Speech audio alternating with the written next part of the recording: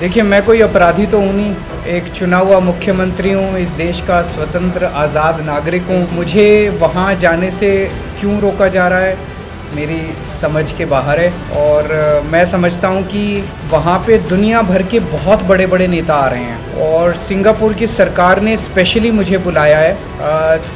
दिल्ली में शिक्षा और स्वास्थ्य के ऊपर जो क्रांति हुई है और दिल्ली में अलग अलग क्षेत्रों में जो तरक्की हुई है, दिल्ली मॉडल के बारे में वहाँ पे प्रस्तुत करने के लिए, तो पूरी दुनिया के लीडर्स जो हैं वो दिल्ली मॉडल के बारे में सुनेंगे। ये इससे देश का गौरव बढ़ेगा, इससे देश का नाम होगा। दिल्ली मॉडल की चर्चा आप लोग जानते हैं पूरी दुनिया में हो रही है। जब ट्रंप साहब आए थे, उनकी वाइफ मेलेनिया ट्रंप ने भी दिल्ली के स्कूलों के बारे में सुना था, वो दिल्ली के स्कूल देखने गई। उसके बाद उन्होंने दिल्ली की शिक्षा क्रांति के बारे में काफ़ी तारीफ़ की।